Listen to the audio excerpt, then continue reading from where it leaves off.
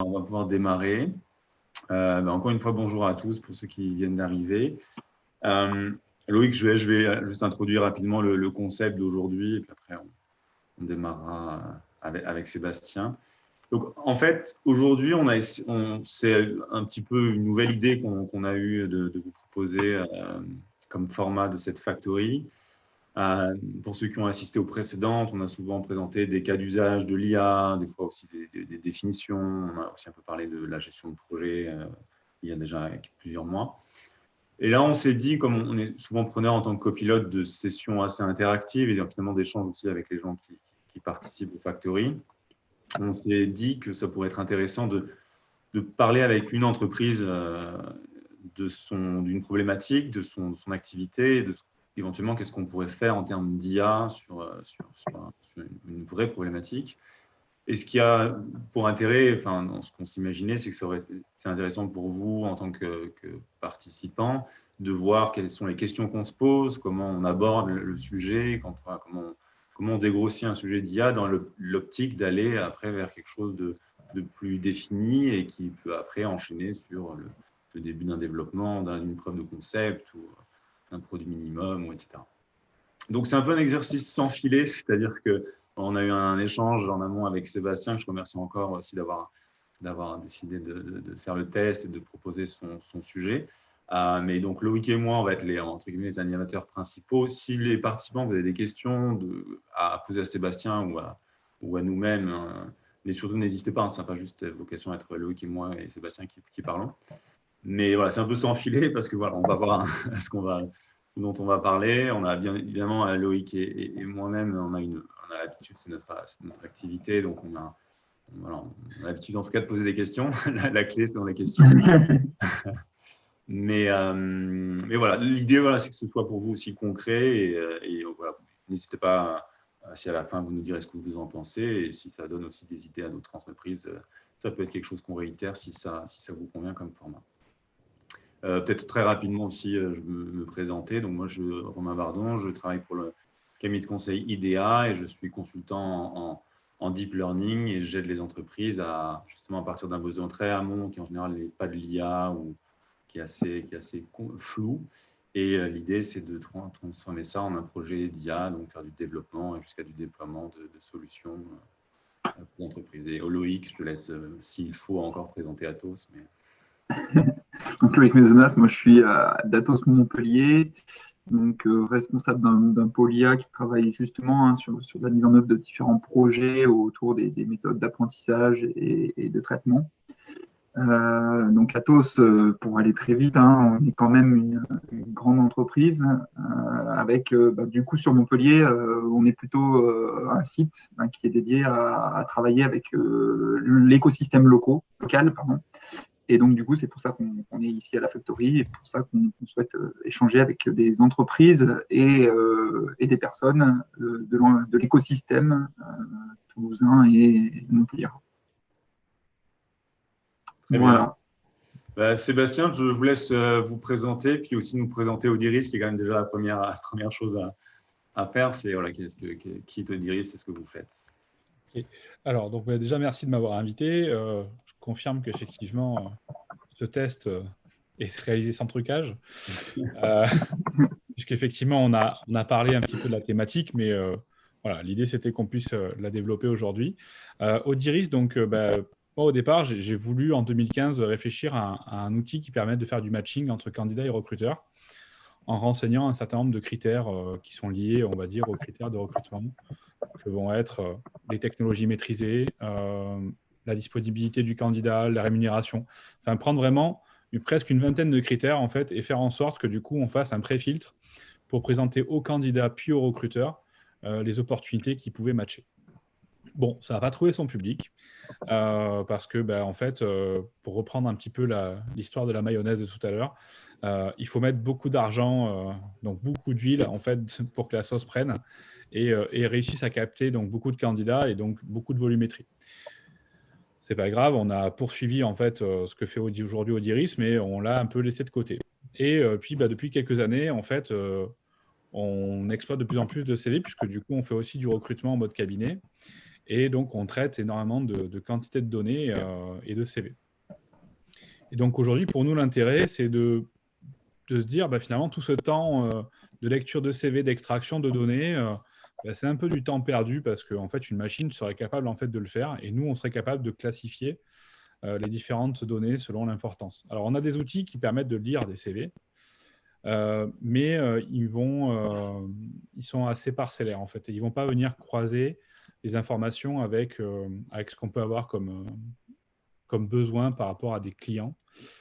Et donc, l'idée, c'est de pouvoir imaginer quelque chose qui puisse simplifier le travail du recruteur pour amener un meilleur résultat et plus de productivité, du coup, avec lesquels on va croiser, nous, nos données qui ne sont pas inscrites dans le CV. Par exemple, la rémunération. Personne aujourd'hui met sa rémunération sur son CV. Ça pourrait paraître un peu bizarre, mais c'est une donnée qui n'est non dite. Donc, le recruteur aura toujours sa place. Mais on peut imaginer que demain, finalement, c'est quelque chose qui puisse être communiqué dans un endroit un peu plus caché et connu. Voilà. Et puis on ne peut pas tout mettre sur une page non plus. Donc, la machine peut en faire beaucoup, mais le travail du recruteur restera quand même existant. Donc, voilà un petit peu, moi, l'idée que j'en avais. Et du coup, après l'aboutissement de tout ça, c'est de revenir un peu à ce que moi, j'avais eu comme idée en 2015. C'est que, du coup, demain, on soit capable de lire un CV, d'extraire les informations, une fiche de poste, extraire des informations, et puis ensuite de sortir un scoring de façon plus ou moins automatisée pour apporter plus de résultats à tout le monde. Voilà.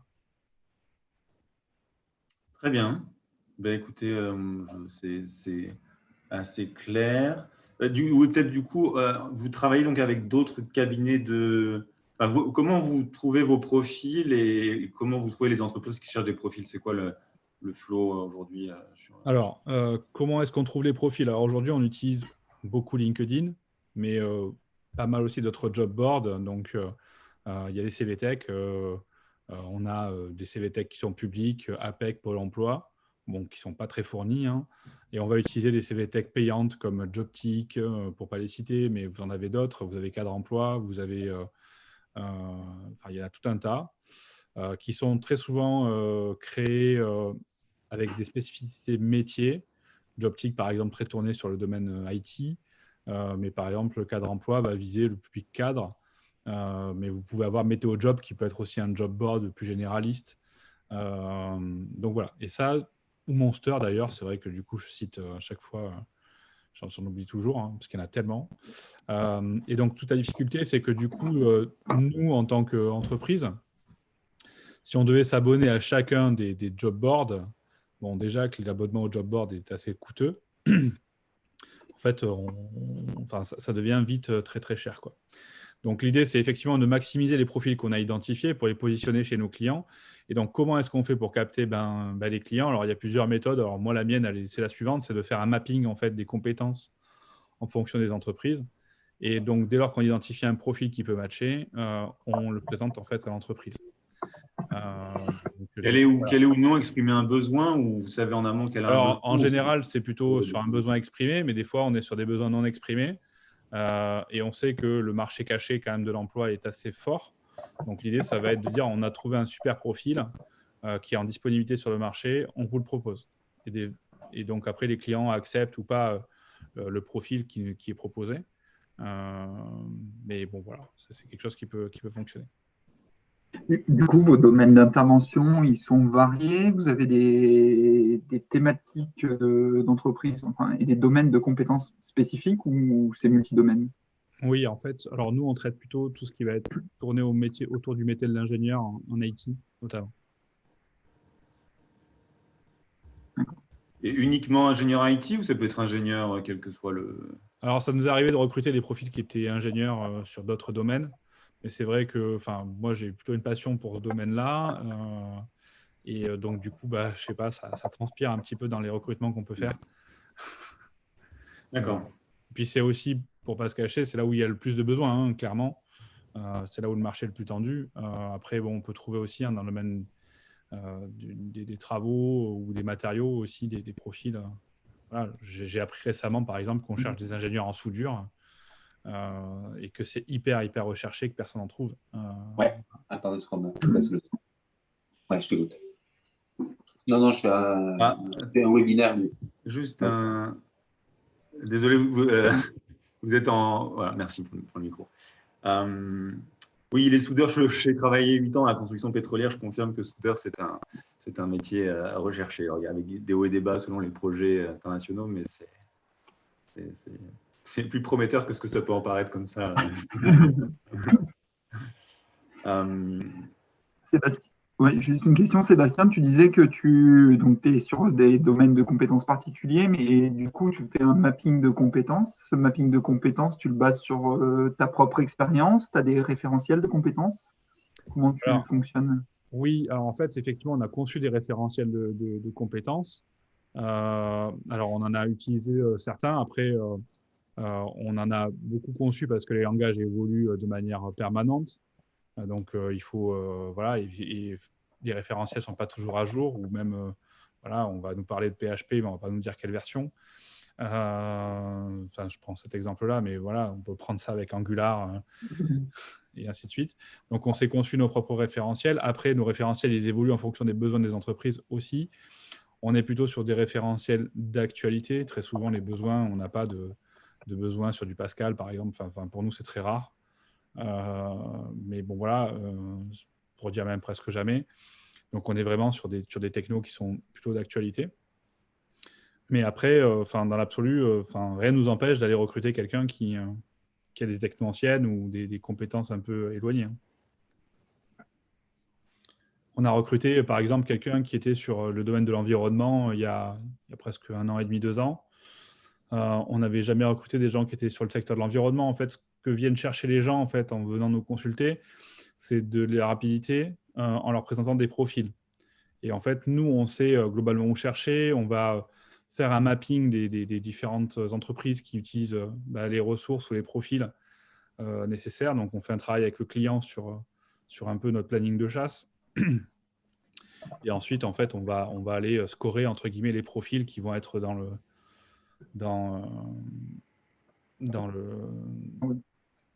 pool de candidats, quoi.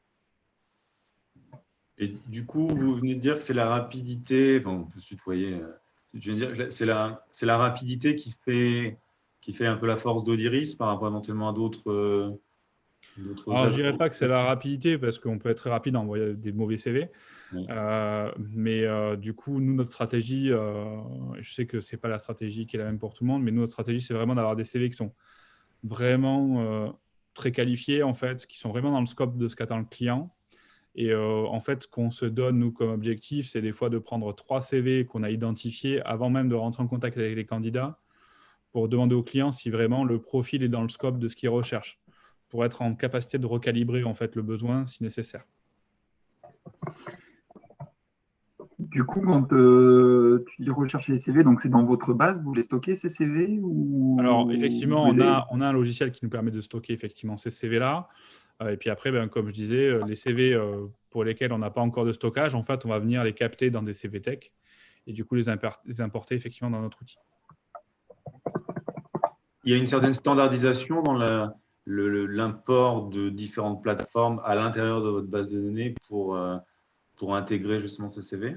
Alors, il y a une certaine uniformité sur certains critères, mais après, chacun fait un peu ce qu'il veut. C'est-à-dire qu'il n'y a pas de vrai standard. Alors, le nom et le prénom, c'est bon, tout le monde va le standardiser. Par contre, la compétence, certains vont prendre différents termes, différents degrés pour juger la compétence. On va avoir plusieurs critères de compétences, que ça soit technique, humaine, linguistique. Donc, tout le monde ne va pas exploiter toujours ces mêmes domaines de compétences. Et puis, en fait, on arriverait peut-être à des degrés de granularité qui seraient même très, très, très faibles, en fait, mais qui permettent effectivement d'avancer. Mais aucun candidat aujourd'hui n'aurait envie de répondre à 200 questions et s'enfermer pendant 1 heure pour répondre à toutes les questions. Donc, c'est vrai que du coup, les job boards, finalement, leur objectif, c'est de capter le maximum de CV. Donc, ils vont recueillir progressivement en fait, les informations. C'est-à-dire qu'ils vont vous dire, ton profil est rempli à 50%. Si tu veux arriver à 100%, il faut que tu fasses ça, ça, ça. Donc, du coup, on va amener les gens à communiquer de l'information. Du coup, Et pour compléter, dans votre base, vous avez le CV, enfin, typiquement, si je prends un profil LinkedIn, vous copiez-collez les informations du profil, enfin, vous récupérez les informations du profil LinkedIn ou c'est vous qui vous faites une synthèse à l'intérieur de votre base du Non, profil? alors, en fait, LinkedIn permet d'envoyer le PDF du D'accord. profil. Donc, du coup, on récupère ça déjà comme base. Et ensuite, très souvent, ce qu'on aime bien, parce que c'est vrai que LinkedIn n'est pas toujours, on va dire, complet, même s'il y a beaucoup de gens qui nous disent de plus en plus, bah, mon CV, vous l'avez, puisque c'est mon profil LinkedIn. Mais en fait, on constate que dans les CV, il y a quand même des informations qui sont pas dans LinkedIn. Euh, on est vraiment dans des choses qui sont peut-être un peu plus personnelles et que les gens vont Mm. mettre dans leur CV qu'ils ne mettront pas, par exemple, sur LinkedIn. quand vous avez un CV qui vient d'un endroit ou X ou Y, est-ce que vous allez compléter éventuellement ce profil avec ce qu'on peut mettre par contre sur LinkedIn? Parce que l'inverse est vrai aussi, j'imagine, c'est que des fois sur LinkedIn, on met des choses qu'on ne met pas dans son CV. Alors, en fait, c'est l'entretien qui va venir compléter, en fait. C'est au moment où, en fait, on considère que le CV est intéressant. Du coup, là, il va y avoir un entretien de préqualification avec le candidat et on va venir compléter les informations qui nous intéressent dans le cadre du poste, puisqu'on contacte toujours les candidats dans le cadre d'un poste. Et on va venir voir si on coche les cases, en fait. D'accord. Et l'entretien se donne suite à L'entretien de préqualification, s'il est pertinent et que le candidat répond, on va approfondir, on va faire un deuxième entretien. D'accord. Euh, Mais tout ça, c'est recordé dans votre base où vous allez à chaque entretien que vous voilà, faites. à Donc, chaque fois, on va ça, générer une part. action dans laquelle, en fait, on va standardiser les questions-réponses un petit peu. Enfin, standardiser, c'est un bien grand mot, mais en tout cas, on sait ce qu'on veut comme niveau d'information, en tout cas pour l'entretien de préqualification, et ce que l'on veut comme information à l'issue de l'entretien physique ou maintenant virtuel. Ok. Et tu disais tout à l'heure qu'il y avait aussi ce côté du marché de l'emploi caché où finalement le besoin il n'est pas exprimé. Ça, c'est quel pourcentage? Il y avait un pourcentage à donner, c'est quoi? C'est 10% de l'activité ou c'est même des fois 50% d'anticiper ou de proposer comme ça Je ne vais pas la donner là pour le coup, je ne sais pas répondre à cette question. D'accord. C'est pour savoir si ça peut être, si c'est marginal dans l'importance. Je ne pense pas que ce soit marginal, je pense que c'est important, mais je ne saurais pas le quantifier. Aujourd'hui, on connaît tous quelqu'un qui n'a pas diffusé d'offre d'emploi et qui cherche quelqu'un. Enfin, donc, il n'a pas forcément formalisé, rédigé pour que ça soit visible ou accessible. Et pourtant, il cherche. D'accord. Et donc, pour avancer plus côté process, du coup, dans tout ce process, quelle est l'étape qui vous prend le plus de temps de manière globale quand on vous recevez enfin, une demande de profil, vous avez une demande d'une entreprise jusqu'à la sélection du candidat? Alors, l'étape qui va nous prendre le plus de temps, ça va être d'extraire les informations de manière la plus pertinente possible du CV. Bon, après, j'exclus le temps qu'on va consacrer à l'entretien parce que pour moi, on sort un peu du cadre de ce que peut faire entre guillemets l'IA. Enfin, bien qu'aujourd'hui, il y a beaucoup d'entretiens qui se font face à des machines. Donc, du coup, on va venir storer peut-être un certain nombre d'informations. Moi, je reste dans une approche vraiment humaine du coup du recrutement. Donc, je n'imagine pas faire des entretiens vidéo ou autre. Je veux vraiment qu'il y ait un recruteur en face. Mais pour moi, voilà, c'est vraiment de classifier les informations, de faire en sorte qu'elles soient au bon endroit et que du coup, on va les recroiser avec les besoins de nos clients. Et c'est ça qui prend le plus de temps, justement, à cause d'un manque une difficulté de standardisation. Oui, c'est ça. Effectivement, cet aspect-là, c'est vraiment… voilà. Nous, quand on va contacter, je vous disais, un candidat, pardon, c'est parce qu'on a un besoin côté client. Donc, du coup, en fait, cette information-là, elle va être stockée. Si derrière, le candidat ne correspond pas au client, on peut imaginer qu'il corresponde à un autre besoin. Alors, du coup, on va se le noter, nous, le profil. On va le solliciter peut-être parce que ça fera 15 jours qu'on l'a rencontré. Mais si ça fait 3 mois, on peut même considérer qu'on n'y pense plus parce que, en fait, on n'a plus cette capacité, entre guillemets, de penser à quelqu'un il y a 3 mois. Alors, on se fait des listings, mais l'idée, c'est de pouvoir avoir quelque chose qui soit peut-être un peu plus automatisé dans l'approche de nos recherches. Alors, effectivement, on va taper des mots-clés dans notre base de données, on va remonter un certain nombre de choses. Finalement, on ne sait pas si le profil va être pertinent par rapport à l'offre qu'on a recueillie. Et si demain, en fait, on avait un outil qui nous permettait de rentrer directement l'offre, puisqu'on fait ce travail-là, et de nous sortir un scoring en fonction de l'offre en disant, ben voilà, tiens, c'est ce profil-là, tu l'as contacté il y a 3 mois, il y a 2 mois, ben celui-là, il est pertinent. Alors, on aurait une visibilité plus productive. Est-ce que vous gardez en historique, bon là j'avance un peu parce que je me projette sur, on va dire, éventuellement de l'IA au sens large, mais est-ce que pour un poste donné, il y a un historique des CV proposés par exemple à l'entreprise et qui permettrait du coup de créer un historique déjà de finalement tel besoin, voilà les postes proposés et voilà ceux qui sont retenus. Est-ce que ça, c'est quelque chose que vous gardez en… Oui, ça c'est conservé. On sait, alors déjà pour faire gagner du temps à nos clients, puisque au moins on sait quels sont leurs besoins, et ensuite on affine le besoin et on a l'historique effectivement de chacun des… Enfin, qu'est-ce qui a fait que ça ne l'a pas fait, donc on sait ce qu'ils recherchent précisément. Et ensuite pour les candidats, c'est pareil. On a l'historique des différents pushs qu'on a pu faire à des clients et on sait aussi ce qu'il a fait ou ce qu'il n'a pas fait. Ok. Vis-à-vis de vos clients actuels, ceux pour qui vous avez potentiellement déjà proposé plusieurs candidats, avec des refus, des non-refus, vous êtes capable d'avoir des statistiques, en tout cas des indices aujourd'hui de tel, je sais pas, tel client, il a une appétence pour les profils avec telles informations, etc. Ou pour l'instant, c'est juste Oui, pas exploité? alors on peut par exemple effectivement classifier certaines choses. Par exemple, on va avoir des clients qui vont nous dire que le diplôme pour eux, c'est pas important, qu'ils vont rechercher, alors ça c'est des critères discriminatoires, mais des profils plutôt jeunes. Donc ça peut être l'état d'esprit jeune aussi, ça peut marcher. Ça, vous savez le recroiser avec les CV ou avec les informations que vous avez, ou c'est juste le client qui vous donne l'information?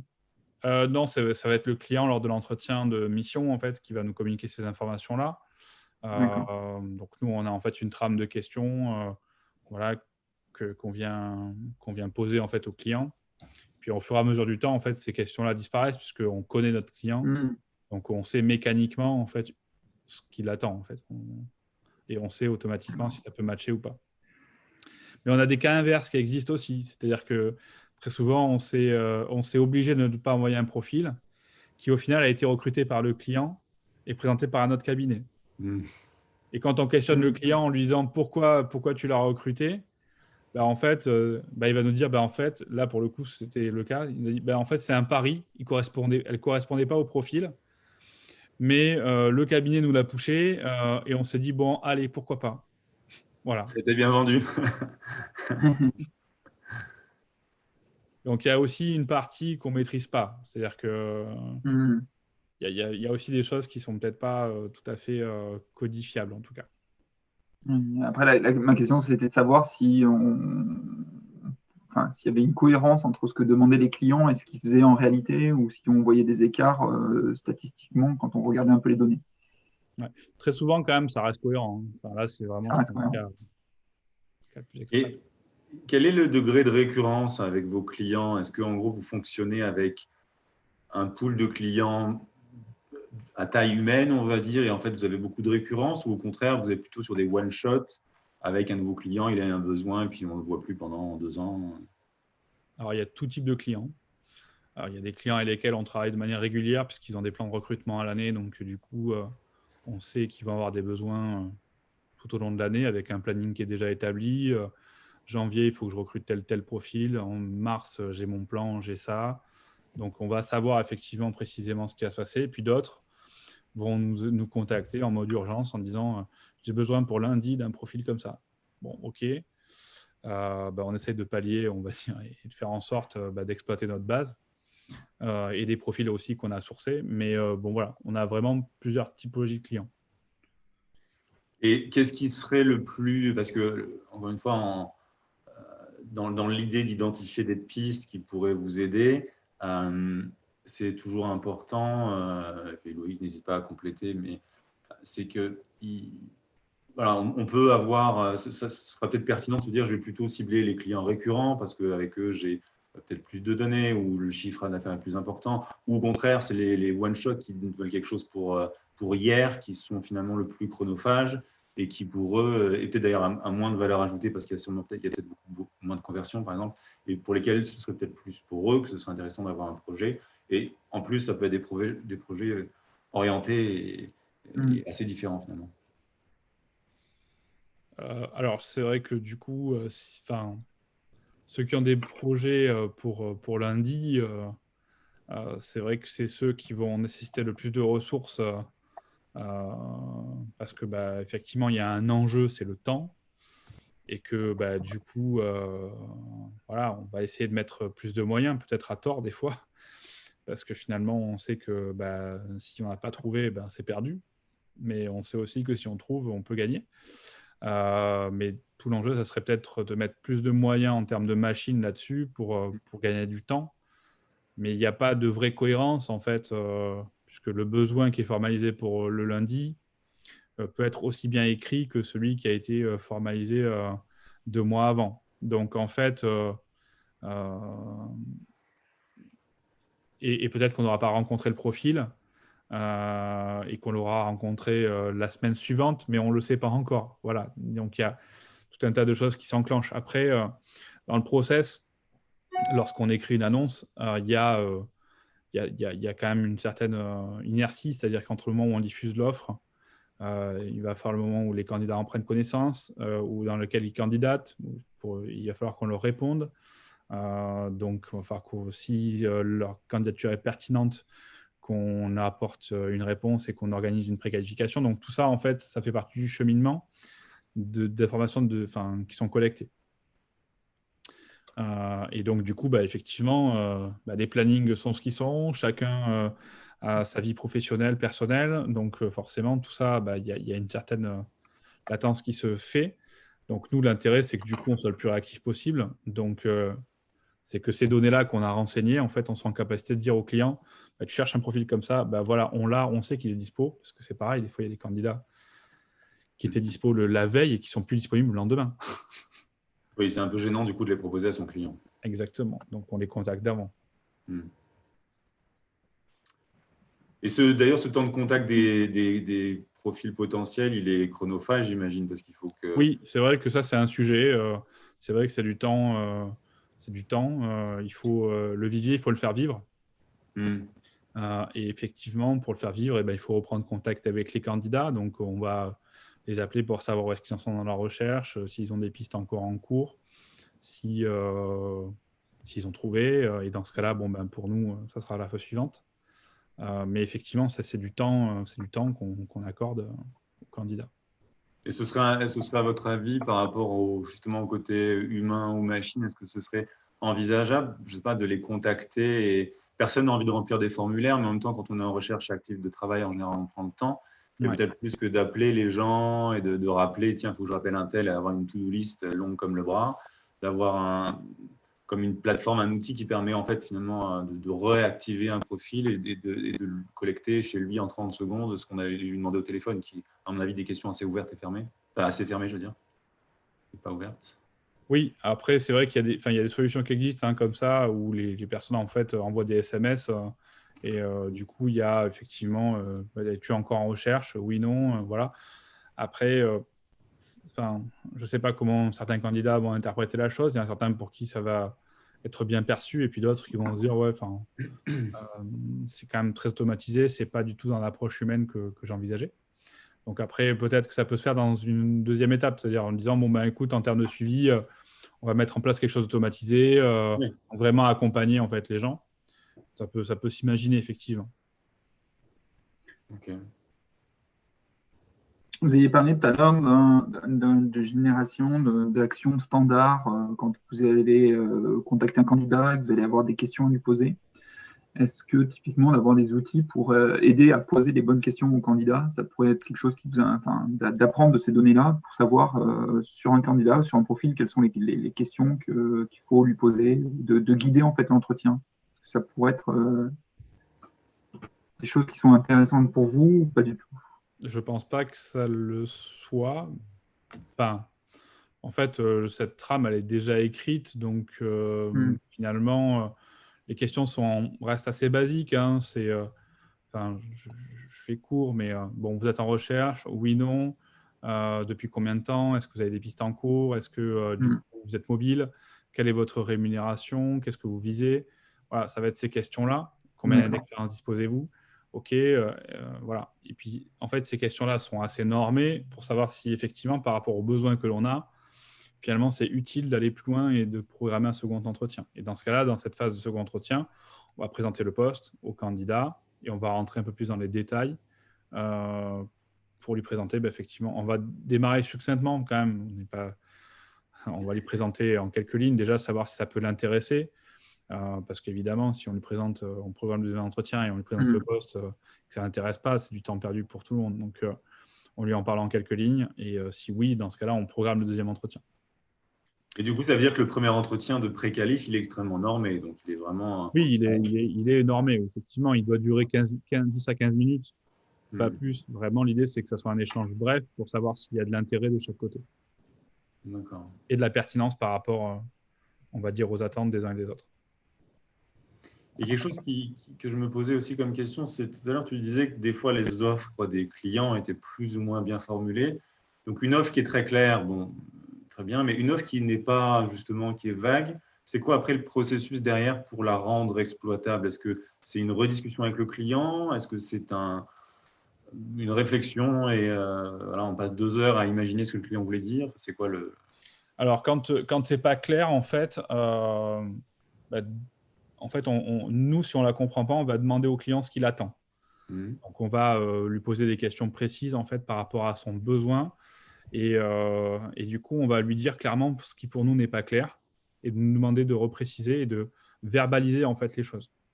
Parce que des fois, il y a des choses qui ne sont pas écrites, mais qui sont importantes pour lui. Et ça, c'est l'enjeu de l'entretien. C'est-à-dire que du coup, on va parcourir ensemble et on va reformuler à notre façon en disant, voilà, vous avez mis Ninja, enfin, je prends vraiment le cas, vous avez mis Ninja développeur, web développeur, ok, d'accord. Bon, Ninja, donc ça veut dire que vous cherchez quelqu'un de très bon, ok, très bien. Mais vous avez mis développeur, ok, mais sur quel techno? Et pour vous, c'est quoi un ninja finalement? Voilà. Et donc, c'est quelqu'un qui a 5-6 ans d'expérience, qui a fait telle et telle école, qui a eu tel et tel passé. Voilà, ok, très bien. Donc là, maintenant, parce qu'un ninja pour quelqu'un, c'est peut-être pas le même ninja pour quelqu'un d'autre. Donc Sûr. l'idée, c'est vraiment de revenir à quelque chose qui est plus normalisé, en fait, et Hmm. qui va nous permettre, nous, d'établir des grilles d'évaluation. Mais du coup, comment donc vous parlez de normaliser, vous avez un format spécifique sur ces formats d'offres, ou quand vous dites normaliser, c'est un peu votre expérience qui fait que vous avez l'habitude de récupérer telle et telle information? Non, ça va être plutôt l'habitude, effectivement, de récupérer les informations. Maintenant, après, on sait que quand on va questionner, on va mettre des grilles d'évaluation. Si on voit que quelqu'un n'est pas précis sur un niveau d'expertise, on va lui dire comment est-ce que tu l'évalues sur 10 est-ce que ça, c'est un critère important sur 10? Voilà, on va essayer de donner des grilles, Hmm. des grilles de lecture, des poids aussi en fonction du besoin. Et des fois, on va aussi prendre le parallèle, c'est-à-dire dire, OK, en fait, tu cherches quelqu'un tout de suite, mais en fait, il n'est pas sur le marché. Il sera peut-être là dans 6 mois, peut-être. Mais si demain, en fait, tu mets 3 mois à le former et qu'on te le trouve là maintenant, est-ce que tu le prends? Et donc là, on va voir en fait finalement comment le client, lui, va réagir. Il va lui dire, non, non, moi, j'ai personne pour le former. 3 mois, c'est quelque chose que je ne vais pas rentabiliser, donc ça ne m'intéresse pas. Et d'autres vont dire, bah si, pourquoi pas, envoyez-moi le CV et peut-être que oui, ça va coller. Voilà. Et puis des fois, très souvent, au bout des 6 mois, le client n'a pas trouvé et nous dit, bon, je veux bien voir celui qu'il y avait il y a 3 mois. Quoi. Donc, au Et final, vous questionnez le client pour en fait avoir une liste de règles et de contraintes à appliquer sur les profils Tout à fait, pour vous aider à faire la sélection. c'est ça. Et à quel point, et moi je pense que ce sera mes 2 dernières questions, parce qu'il va falloir aussi, entre guillemets, synthétiser ce qui nous reste un quart d'heure, mais à quel point tes collègues et toi, à quel point finalement le recruteur a sa propre façon de faire et d'évaluer un profil, et à quel point du coup c'est hétérogène ou homogène finalement au sein d'Odiris, et est-ce que finalement l'expérience propre du recruteur influe énormément sur même ce qui est rentré dans la base, la façon de travailler, ou est-ce que finalement vous avez quelque chose d'assez homogène? Alors, ça reste quand même de manière assez homogène parce qu'il y a quand même un cadre qu'on veut respecter. Maintenant, l'approche, la discussion qu'il va y avoir avec les candidats, elle va être propre à chaque recruteur. Et c'est ce qui va permettre aussi des fois de capter des profils qu'un n'arrive pas à capter, que d'autres vont réussir à capter. Donc, ça va être aussi peut-être la persistance, on va dire, de passer peut-être là au bon moment. Parce qu'il y a aussi un peu de ça. Mais l'information qui va être collectée va avoir qu'un seul but, en fait, c'est de répondre à un besoin. Donc, du coup, nous, on va toujours caler l'entretien en fonction du besoin qui a été exprimé par notre client. Ok. J'ai une dernière question, du coup. Il y a plein d'outils qui existent sur un certain nombre de problématiques dont on a parlé. À quel point, chez Odiris, vous avez justement essayé de regarder pour chacun des besoins spécifiques, les outils existants, leur intérêt ou la valeur attendue par rapport au coût? Est-ce que ça, c'est quelque chose qui est clair, ou est-ce que vous avez la perception que finalement, vous avez besoin de quelque chose de vraiment spécifique et qui finalement, du coup, n'existe pas sur le marché, en tout cas pas à votre perception, selon votre perception? Alors, il y a plein d'outils qui existent, mais sur ce domaine-là, il y a beaucoup de composantes, en fait. Sur le domaine RH, c'est assez vaste, en fait.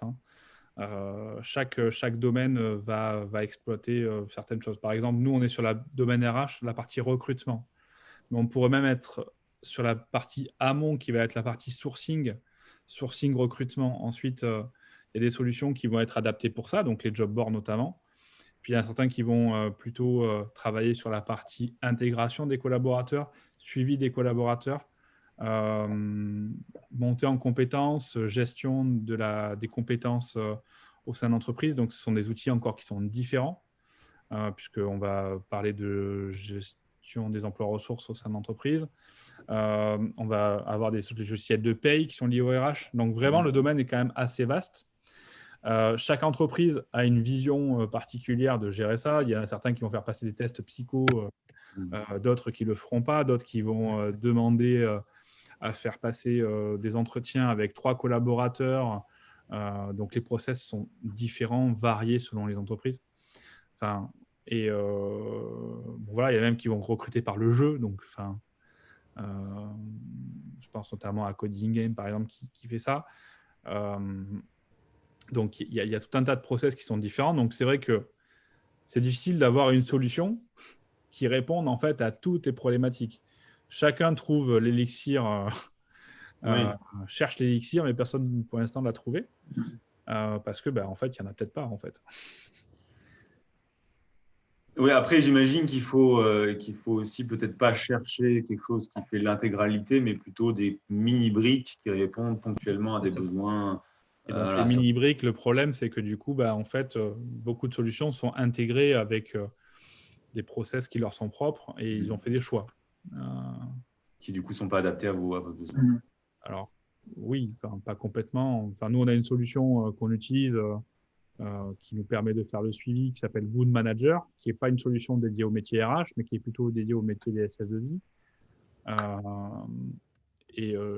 Voilà, on utilise cette solution-là. C'est une petite solution qui nous va bien. En plus, il se trouve que le fondateur est un ancien camarade de promo et qui utilisait l'outil que moi j'utilisais quand j'étais en SS2I chez Alten. Donc, voilà. Loïc, est-ce que tu as d'autres questions pour qu'on essaye de...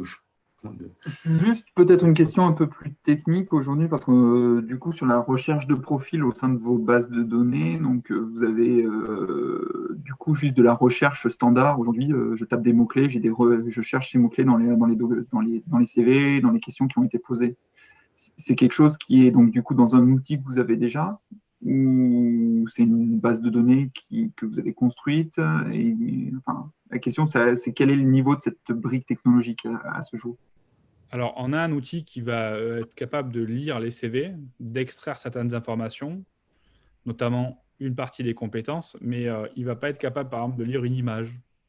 Enfin, il peut se retrouver bloqué face à des formats de fichiers qui ne sont peut-être pas forcément lisibles. Si je prends le cas des fameux radars qui sont capables de lire les chiffres et les lettres et ensuite d'envoyer le bon PV à la bonne personne, pas toujours d'ailleurs, mais en fait, voilà, il est capable, il est capable de reconstituer en tout cas des textes et les retranscrire et les mettre en disant ça, c'est de la compétence. J'ai compris que C#, c'est un C dièse, c'est C#. Et donc, du coup, c'est une technologie Microsoft. Du coup, ça, en fait, on a une partie qui le fait, mais pas toujours très bien. Donc, du coup, on vérifie quand même que le travail soit fait correctement. Mais il ne va pas nous la classifier. C'est-à-dire qu'on va l'avoir dans un... Ce n'est pas des métadonnées, ça va être une donnée parmi tant d'autres. Ce sera à nous de la reclasser. Voilà. En gros, globalement, ça va extraire le texte. Un Vous avez partir une de base CV. données. Ouais, vous avez une base de données avec quelques entités nommées qui sont potentiellement des compétences, mais pas toutes. Et du coup, c'est assez plat comme, on va dire, comme indexation. Ça reste du texte. Et il n'a pas la capacité de faire le recroisement avec l'offre. Il n'a pas la capacité d'en extraire un score. Donc voilà, on n'est pas. Pour moi, c'est pas abouti. Enfin, c'est pas suffisamment abouti pour nous aider. Enfin, on gagne du temps, hein, mais bon, voilà. Après, on peut faire mieux. Ok. Ce que je propose là, comme il reste 10 minutes, je vais juste te faire mon récap, ce que ça m'inspire, et puis aussi essayer de prendre un peu de recul par rapport à l'exercice qu'on essaye de faire. Donc vous voyez déjà, même si on est plutôt sur une thématique d'IA, clairement, hein, plus Loïc et moi, vous voyez que déjà on cherche tout de suite à comprendre quels sont les besoins, comment fonctionne l'entreprise. Et vous voyez qu'à travers les questions qu'on a posées, en fait, on identifie, alors c'est souvent le cas, là je pense que c'est même encore plus que d'habitude, mais en fait, il y a plein d'axes possibles. Il y a une multitude de segments spécifiques où en fait, on retrouve on perd du temps, on a des choses qu'on fait à faible valeur ajoutée, et on voit qu'en plus, à chaque fois, on a quand même une quantité de données qui est quand même assez forte en plus, puisqu'il y a des données sur le web, on a des données en interne. En plus, vous avez cette très bonne pratique de garder l'historique de ce qui s'est passé. Donc, ça, c'est des bons indicateurs qui montrent qu'il y a plein d'axes qui sont envisageables et qui, en plus, à chaque fois, rentrent dans un cadre très général dans lequel l'IA est performante, c'est-à-dire on est dans du prédictif au sens large. C'est-à-dire que finalement, vous voulez prédire un scoring, vous voulez prédire si la personne va être recrutée, oui ou non. Vous voulez savoir si telle compétence, à la limite, c'est relié à tel sous-élément, est-ce que c'est une compétence technique, soft skill, etc. Donc en fait, on a l'impression que c'est que ça sur l'ensemble du process qui est assez finalement cohérent, puisque je pense que le recrutement, c'est par essence prédictif. Donc finalement, chacun des composants tombe là-dedans. Donc il y a plein d'axes possibles. Après, on a beaucoup posé aussi la question de la valeur ou de l'importance que ça a, parce que toutes les solutions, tous les gains ne vont pas avoir le même impact sur votre activité, que ce soit en termes de bénéfices, de gains en temps, de chiffre d'affaires, enfin de tout ça. Et comme tout va avoir un coût aussi, va nécessiter un temps, un effort, il faut essayer de cibler ce qui est pertinent. Des choses seraient peut-être très intéressantes, mais demanderaient beaucoup plus de développement, alors que d'autres choses seraient finalement potentiellement beaucoup plus rapides à faire et avoir des gains assez immédiats. Et c'est souvent d'ailleurs ce qu'on préconise.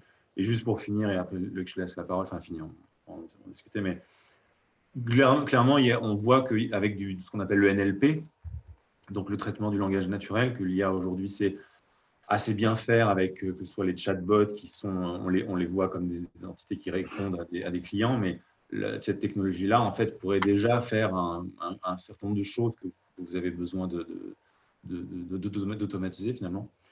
Et donc voilà, ça me paraît être un des éléments. On pourrait faire de ce qu'on appelle de l'OCR ou de la computer vision sur les CV pour justement améliorer la détection automatique, mais le chantier me paraît, les CV étant tellement disparates, etc., je ne sais pas si le gain c'est majeur, mais en tout cas explorer. Mais voilà, c'est vrai que le traitement du langage, essayer d'avoir quelque chose de moins plat, comme tu disais, Loïc, me paraîtrait déjà, à mon avis, intéressant pour aller vers quelque chose, vers du matching, en tout cas semi-automatisé, ou qui vous aiderait déjà à gagner du temps. Voilà. Mais en tout cas aussi, ce qu'il y a, c'est qu'une heure pour faire ce genre d'exercice est nécessairement trop court. Et en général, il faudrait presque avoir une demi-journée ou plusieurs séances sur ce type de discussion afin de cibler quelque chose de spécifique et de dire, voilà, là, on a bien défini le contexte, on a les données, on sait quel est l'objectif et on pense que d'un point de vue technologique, on peut envisager de faire ça et ça. Loïc, je te laisse. Oui, juste, je te rejoins, Romain. Effectivement, le petit point qui est un peu frustrant quand on est là dans une discussion en vidéo, c'est que on aurait un petit peu envie de temps en temps de descendre à la racine des données, de voir à quoi ressemble typiquement ce que vous stockez comme questions, comme réponse à ces questions sur les différents profils, pour voir à quel point les éléments sont exploitables et quelles sont les choses qu'on pourrait appliquer dessus. Effectivement, sur les cas, et c'est des choses qu'on a eu nous, un peu de notre côté, quand on est sur tout ce qui est emploi, formation, recrutement, on est beaucoup sur des données textuelles. Donc, on part très rapidement sur des traitements qui découlent du NLP. La plus grosse problématique souvent quand on a vers ça, c'est que du coup, par contre, on a beaucoup moins de données pour faire des vrais apprentissages, parce que du coup, les questions sont beaucoup plus vagues. Là où, typiquement, sur les images, on va se dire, là, je vais détecter un chat, alors pour prendre l'exemple standard, un chat, un chien. C'est beaucoup plus flou quand on est notamment dans le domaine de l'emploi, sur les compétences, etc. Donc, donc il y a des choses qui sont positives, c'est-à-dire que du coup, il y a des historiques de matching, des historiques de correspondance entre CV. Donc là, il y a des idées qui pourraient émerger au lieu d'aller chercher, je vais extraire les compétences, je vais faire du matching, c'est de ce qui se fait un peu, c'est d'apprendre des fonctions de correspondance. C'est-à-dire qu'on va remonter d'un niveau et on va essayer de voir quels sont les mots ou quelles sont les thématiques, les domaines, quelles sont les informations qu'il faut privilégier quand on fait le matching. Et du coup, on continue à faire un matching un peu standard, sauf que du coup, les poids qu'on met entre les différents éléments, on fait une fonction d'apprentissage dessus qui va apprendre à faire le matching. Donc, il y a des pistes sur ça où là, on va pouvoir capitaliser sur les données qu'on a. Mais c'est vrai que dans beaucoup de cas, ce qu'il y a, c'est qu'on a un NLP, on retombe sur des cas où on va utiliser des briques existantes et de la sémantique, mais du coup, on a plus de mal à faire des vrais apprentissages par-dessus. Ou alors, il faut des données vraiment conséquentes. Mais c'est très, très intéressant en fait comme domaine et il y a effectivement beaucoup de choses à faire. Et d'ailleurs, là, ce qui est nécessaire de faire côté entreprise, c'est même suite à déjà un premier brainstorming large comme ça, qui est peut-être un peu court, mais c'est déjà aussi côté d'Audiris, c'est même se recentrer sur la question, se dire finalement, ok, il y a des choses, c'est des nice to have, c'est ouais, j'aimerais bien, mais bon, je ne suis pas prêt non plus à mettre de l'argent sur la table pour ça. Et des sujets où on se met tous d'accord en disant, ouais, ça c'est vraiment une épine majeure, ça prend un temps fou, la valeur ajoutée est faible. Et on serait intéressé de travailler là-dessus. Et en plus, potentiellement des sujets, comme je l'ai dit, qui sont. Mais je pense qu'il y a un enjeu qui peut être intéressant et fort, c'est qu'aujourd'hui, je dirais presque que tous les cabinets de recrutement sont dans le même cas de figure, c'est-à-dire qu'ils ont des fois des top profils et ils n'ont pas le besoin, ou inversement. Et l'idée, en fait, c'est que du coup, demain, on soit en capacité de dire, en fait, il y a un marché qui existe, qui est là, qui est peut-être non dit ou pas dit, et qui est une place de marché qui puisse permettre à des candidats de trouver, via des partenaires ou autres, d'autres opportunités et que tout le monde y trouve son compte. Et en ayant en fait cette approche professionnelle du recrutement, et en étant aidé par les outils effectivement de l'IA. Mais là, ce serait typiquement un objectif assez long terme et assez probablement faisable, en tout cas des choses à faire, mais ce qui ne serait pas... c'est presque pas une autre activité, mais en tout cas, c'est presque un autre sujet et il va se poser la question qu'a dit Loïc, quelle quantité de données on a, mais c'est vrai que c'est tellement vaste finalement les compétences de quelqu'un mais un outil du coup peut être aussi intéressant parce qu'il peut être peut-être moins biaisé que l'humain aussi. Le biais dans le recrutement est particulièrement, je pense, présent et inévitable, mais voilà, il y a peut-être des critères qui paraissent importants alors qu'en fait un algorithme pourrait être capable de finalement se rendre compte qu'il y a d'autres critères qui sont finalement plus souvent efficaces alors que finalement quand on est dans son métier, dans le quotidien, on a peut-être un biais ou voilà, ça peut être complémentaire en tout cas à l'expertise, j'imagine. Mais pour atteindre ça, et la quantité de données, et la qualité des données aussi est non négligeable, j'imagine. Oui, je pense qu'effectivement, il y a des choses qui pourraient être très intéressantes si on avait. Alors, je ne connais pas justement vos quantités de données, mais comme tout à l'heure, je parlais d'apprendre des fonctions de matching, c'est que ça permet aussi d'apprendre comment on recrute. Et du coup, ça peut donner des informations sur finalement, j'ai un client qui me dit qu'il veut des ingénieurs. Et alors, comme je disais tout à l'heure, c'est sur un cas très simple. Qui me dit je recrute que des ingénieurs, et puis au final, on se rend compte qu'il y en a 20, 30, et puis qu'il est peut-être en augmentation la partie de non-ingénieurs qui recrutent. Donc il y a peut-être d'aller rechercher, justement, ça a la fonction de matching un peu dynamique, va pouvoir d'une part aussi s'auto-expliquer quand elle va ramener des profils et dire potentiellement pourquoi elle ramène plutôt quelque chose qui n'est peut-être pas dans les standards qu'avait demandé mon client à la base. C'est sûr qu'on peut partir. Après, effectivement, est-ce qu'on peut avoir cette fonction sur l'ensemble des CV? Ça, c'est une question de quantité, de qualité de ce qu'il y a actuellement. Après, effectivement, on peut partir sur des choses aussi plus simples, peut-être d'aller cibler des extractions très particulières dans des CV. On parlait potentiellement de compétences, mais il y a peut-être aussi d'autres informations à aller chercher et à extraire rapidement des CV à cibler. Et puis, il y a des outils aussi du NLP qui sont des outils de synthèse. Donc, ça peut être aussi de dire d'utiliser ces outils qui existent de plus en plus pour avoir rapidement, je prends le profil et j'ai une synthèse des éléments les plus importants du profil qui est générée sur l'ensemble des données que j'ai sur le profil, bien sûr. Il y a peut-être des pistes autour de ces axes-là. Après, effectivement, des pistes, je pense qu'on va en trouver beaucoup. Vous pourriez même envisager, à partir de ce résumé, de faire même un pré-scoring, c'est-à-dire que vous cherchez à peut-être synthétiser finalement toutes ces données en un chiffre qui permet de se dire, bon, bah, finalement, voilà le top 10 des gens dans ma base de données.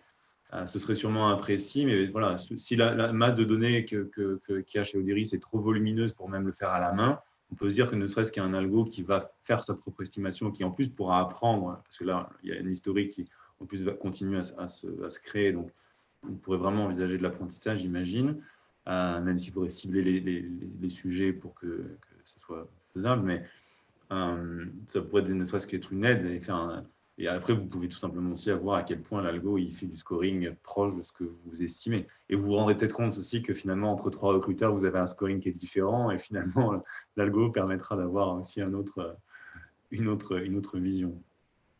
Mais, et d'ailleurs, un peu dans cette idée-là, c'est que des fois aussi, on n'y pense pas nécessairement, mais je ne sais pas à quel point ce serait intéressant pour vous-même d'analyser vos données. C'est-à-dire que l'IA, le NLP, pourrait même vous permettre de faire ce qu'on pourrait dire de la BI, c'est-à-dire ne serait-ce que de l'analyse pour répondre à des questions qui pour vous paraissent aujourd'hui évidentes parce que c'est votre quotidien, mais voilà, savoir finalement, est-ce qu'il y a des tendances, on se rend compte que tiens, ça fait 6 mois que là, il y a telle technologie qui monte. On s'en rend compte soi-même, mais finalement, utiliser les données pour faire ressortir ça, des fois, on ne serait même pas dans l'automatisation ou quoi que ce soit, mais que ça permettrait d'exploiter, de mieux comprendre certaines choses dans vos données, et ce qui pourrait déjà être intéressant potentiellement. En tout cas, si vous anticipez qu'il peut y avoir des informations cachées dans ces données qui vous sont encore assez opaques. Ok, ben en tout cas, merci en tout cas pour les pistes de réflexion. Écoutez, avec plaisir. Bon, c'est vrai que le sujet est très intéressant et très large, c'est que du coup, peut-être en une heure, voilà, on a fait que doucement l'effleurer. Mais est-ce qu'éventuellement, bon, désolé, on retarde un peu, mais est-ce que dans les participants, il y a des gens qui ont des questions, des commentaires, ou sont peut-être surpris, je sais pas, de nos questions ou qui auraient des propositions à faire également. Aussi, oui. C'est toujours la première question qui est la plus dure.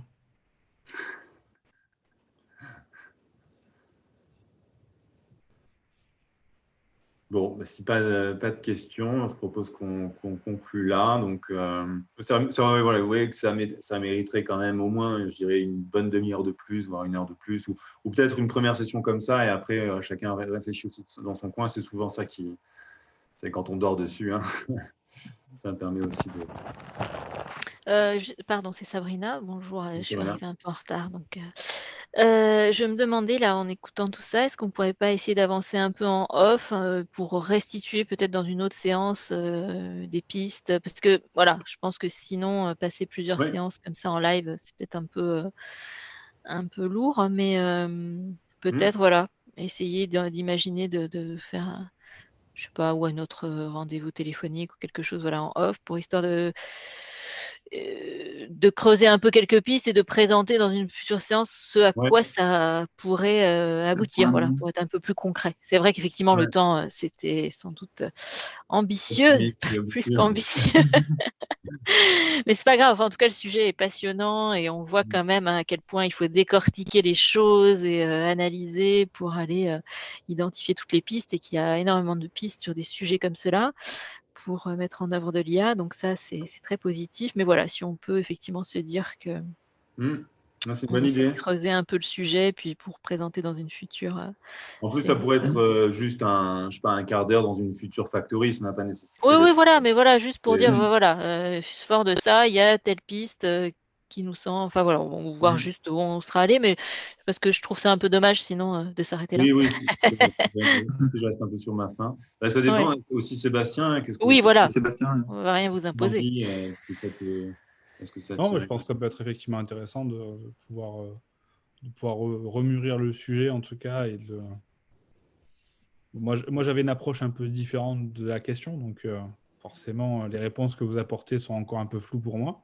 Ouais, c'est Euh, normal aussi. Parce qu'effectivement, moi, je les ai plutôt tournés vers le côté effectivement OCR, lecture à ce niveau-là, et pas forcément traitement du langage, ou en tout cas analyse et autres, qui pour moi se tournent plutôt vers les domaines d'entretien vidéo et autres.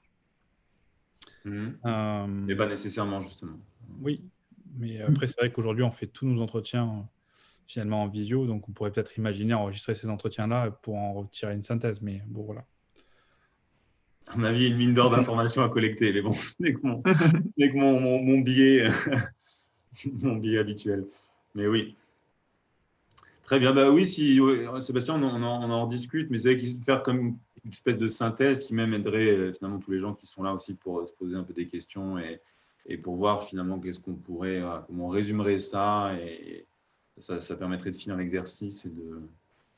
En tout cas, Loïc et Sabrina, je pense que vous confirmerez, c'est ça avec tous les sujets d'IA. Enfin, c'est vraiment, Oui. on est dans l'ultra standard. C'est le cheminement usuel de 100% des projets d'IA. Tout à fait. Beaucoup de questionnements au début et petit à petit on resserre, on présente effectivement, comme on vient de le dire là, on présente les technologies, ce qui pourrait être fait avec, et puis petit à petit on voit les pistes les plus émergentes, les plus intéressantes qui ressortent petit à petit.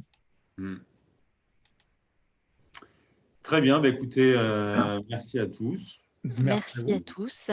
Et alors, on fait un peu de pub. La prochaine Factory va avoir lieu assez rapidement, c'est le 13 avril, autour de tout ce qui est IA et bâtiments connectés, si on peut dire. En tout cas, alors je n'ai plus le titre exact en tête, hein. Je ne sais pas si toi tu l'as, Romain. Non, mais en l'occurrence, Angélique a parlé des événements à venir. Ah bon, bah ça va alors. Voilà. Si la pub a déjà été faite, tout va bien. Mais en tout cas, 13 avril, voilà, gardez-le en tête. Merci beaucoup. Merci Bon à tous. après-midi. Merci à tous. Bonne Allez, au journée. revoir. À bientôt. Au revoir. Au revoir.